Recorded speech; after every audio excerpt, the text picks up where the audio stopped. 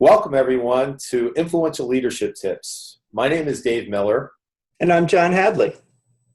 John, I want to pick up from what we were talking about last week from our pride-based leadership program. Remember, we defined pride as the fuel that drives the human enterprise and shame as the disease that destroys the human enterprise.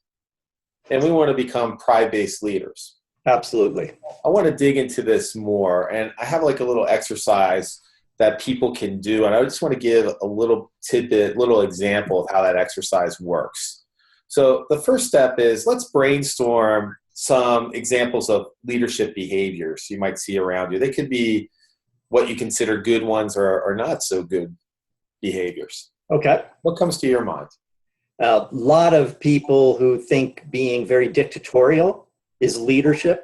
I'm supposed to demand and direct everything. And I've never responded well to that style. So when your boss is being a dictator, okay. Yes. Okay. Let's do one or two more. On the opposite extreme is a person who really is very inspirational and gives very little guidance. And the inspirational part is great. It gets you really fired up. But with too little guidance, sometimes you're left to flounder. Okay. So would you say it's demotivating when you have no kind of guidance? It can be. I mean, because I'll sit there and I'll spin my wheels too long, or I'll feel like I'm always having to go back and say, okay, what do you really want done here? Okay. So let's take the dictator one.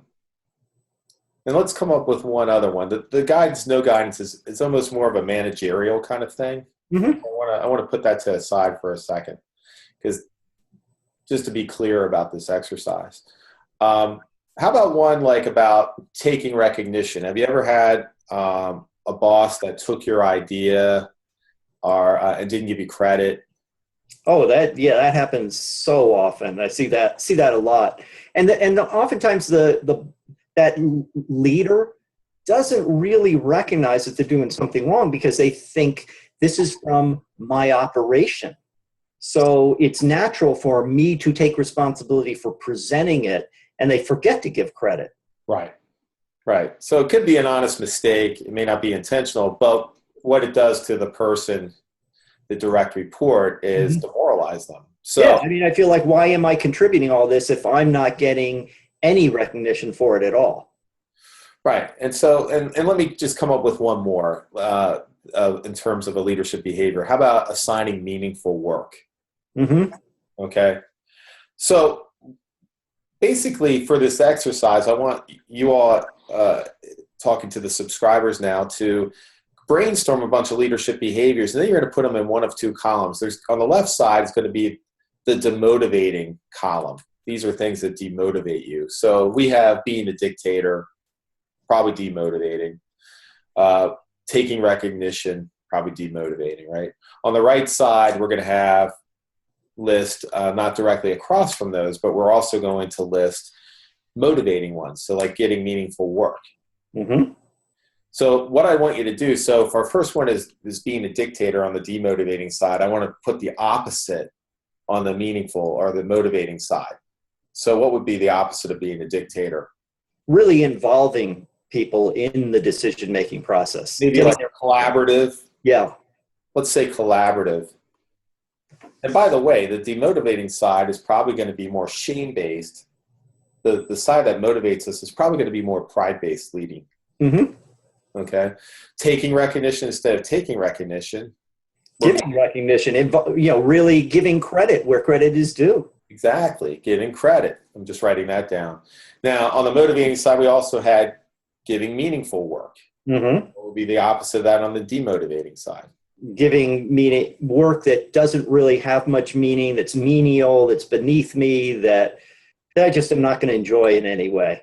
Exactly right. Okay, so we have these two columns, a shame-based and a pride-based. Now I want, again, for you to look at your organization and look at yourself and say, which way am I leaning? Like, take your organization at first and evaluate on the spectrum, these being the two extremes, where does your organization fall? And then you'll get a clearer picture. Is my organization more shame-based or more pride-based? Mm-hmm. You can also do this with yourself or with any other leader in the organization. The beauty of this is taking this inventory, and then the next step is to start thinking about how can we become more pride-based? What can we do to move more to that motivating column?